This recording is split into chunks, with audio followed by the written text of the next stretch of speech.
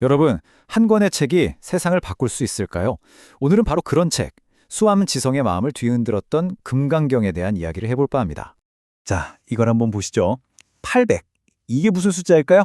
놀라지 마세요. 조선 초기에 이미 이 책 한 권에 대한 해설서가 무려 800종이 넘게 쓰였다는 겁니다. 와, 정말 대단하지 않나요? 이건 뭐 거의 지성사 전체를 뒤흔든 사건이었죠. 아니, 그럼 대체 왜일까요? 어떻게 책 한 권이 1000년이 넘도록 동아시아 최고의 지성들을 전부 사로잡을 수 있었을까요? 그 비밀은 이 경전이 던지는 뭐랄까 굉장히 파격적인 메시지에 있었어요.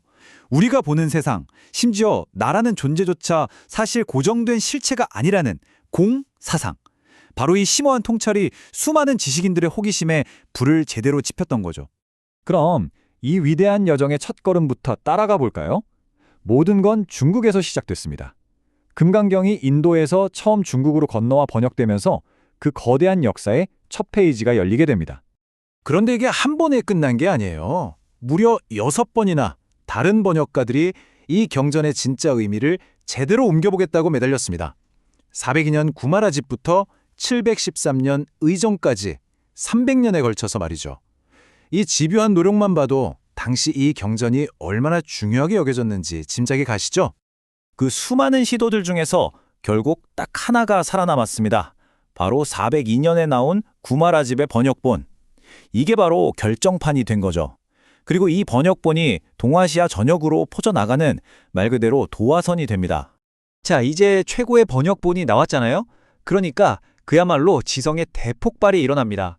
학자들이 너도 나도 이 책의 깊이를 파고들기 시작한 거죠. 이 열기는 중국에만 머물지 않았어요.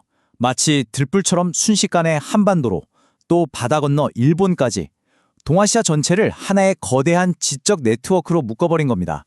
아까 800종이 넘는 해설서가 있었다고 말씀드렸죠? 그 중에서 지금까지 남아있는 게 200종이 넘어요. 생각해보세요. 그 수많은 전쟁과 세월을 이겨내고 말이죠. 그럼 사라진 600여 종까지 합치면 와, 그 규모가 정말 상상이 안 되죠. 특히 우리나라에서 인기가 정말 대단했어요. 이걸 보세요. 20종이 넘는 각기 다른 목판본이 제작돼서 팔려나갔다는 겁니다. 요즘으로 치면 나올 때마다 베스트셀러를 찍는 그런 스테디셀러였던 셈이죠. 그런데 금강경은 그냥 학자들의 책상 위에만 머물지 않았습니다. 이제는 직접 실천하고 배우는 일종의 교과서로 그 위상이 바뀌게 돼요. 바로 이 사교과라는 말에 그 의미가 담겨 있습니다.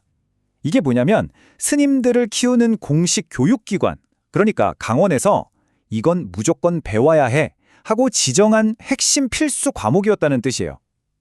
이제 개인의 공부를 넘어서 하나의 제도가 된 거죠. 그리고 바로 이 책, 금강경 오가 해설해. 이게 바로 그 표준 교과서였어요. 당대 최고수라고 불리던 5명의 해석을 싹 모아놓은 거니까 뭐랄까, 금강경 해설의 정석 같은 책이었죠. 이걸로 배우면서 해석이 통일되고 더 체계적으로 가르칠 수 있게 된 겁니다. 정말 결정적인 순간이었어요. 동아시아를 휩쓴 이 지성의 물결은 이제 더 넓은 바다로 나아갈 준비를 합니다. 바로 서구 세계와의 만남이죠.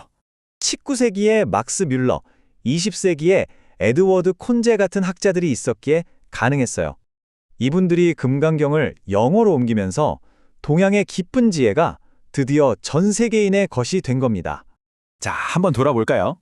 중국의 한 번역에서 시작해서 800개가 넘는 해설서를 낳고 승려들의 필수 교과서가 됐다가 마침내 전 세계로 퍼져나간 이 놀라운 여정. 결국 마지막 질문은 이거 같아요.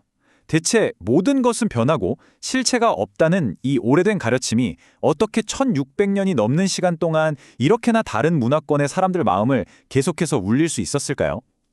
아마 그 답을 찾아가는 과정 자체가 우리에게 남겨진 또 다른 숙제이자 새로운 탐험이 아닐까 싶네요.